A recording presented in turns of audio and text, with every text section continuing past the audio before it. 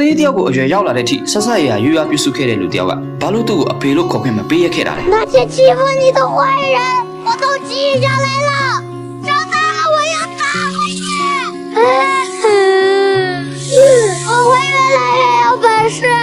我也能干活赚钱你就不用再辛苦馒头是不是就可以叫你爸爸了为什么别人都叫老爸我要叫你名字呢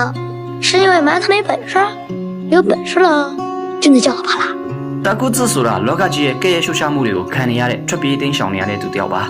စစ်ပွဲမိတောက်တဲ့ကြားထွက်ပြေးလာရင်မြစ်ထဲကတစ်တာစီပိုင်းလေးတစ်ခုထဲမှာမျောပါလာတဲ့ကလေးငယ်လေးတယောက်ကိုသူတွေ့ရှိခဲ့တယ်အဲ့ဒီအချိန်ကစပြီးသူတို့နှစ်ယောက်ရဲ့ကန်ချင်မှာခွဲခြားမရအောင်ရစ်ပတ်နှောင်တွေ့သွားခဲ့ပါတော့တယ်ကလေးလေးကိုမန်ထိုလို့သူနာမည်ပေးခဲ့တယ်အဲ့ဒီအချိန်ကစလို့တကူဇရဲ့ခြေတလုံးအင်တိုင်းဘွားဟာပြီးဆုံးသွားပြီး selection တန်ဖို့တစ်ခုတည်းတော့အကြောင်းပြချက်ကိုရှာတွေ့သွားခဲ့ပါတယ်နေ့ရက်တွေဟာခက်ခဲချမ်းတမ်းပြီးဝမ်းဝါဖို့တော့မနှဲရုန်းကန်နေရပေမဲ့သူ့ရဲ့အစွမ်းကုန်ကြိုးစားမှုနဲ့မန်ထိုလေးအတွက်အိမ်ငယ်လေးတစ်လုံးသူစောက်ပေးနိုင်ခဲ့တယ်好厉害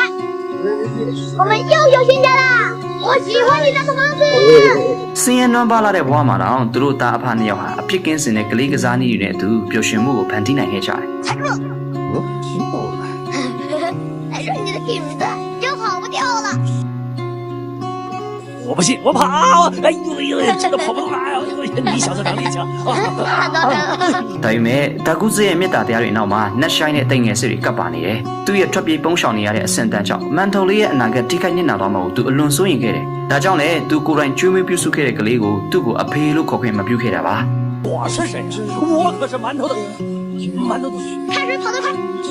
可是见到孙子那只有我们二不断快点追我呀မန်ထိုလေးကငွေရပေမဲ့အရေးအအောင်နားလည်ပါတယ်။တကူဇကိုအနိုင်ကျင့်တဲ့သူတွေကိုသူ့ရဲ့လက်တီတိတိလေးနဲ့ကာကွယ်ပေးတတ်တယ်为什么打架？没说你是坏人我已经把你打回来了，你会遇到打不过就要跑，要学会保护自己。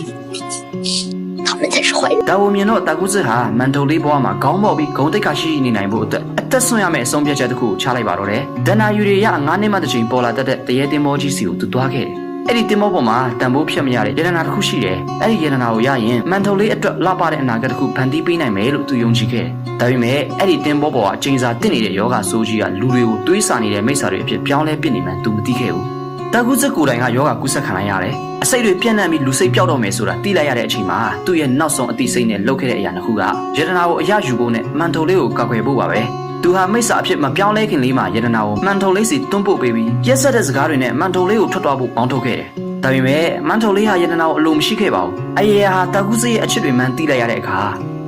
你怎么了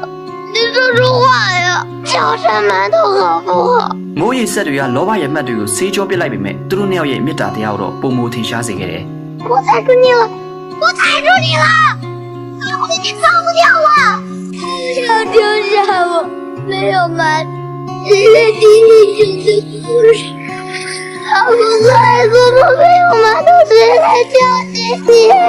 那些欺负你的坏人我都记下来了长大了我要打回去我会越来越有本事我也能干活赚钱你就不用再辛苦馒头是不是就可以叫你爸爸了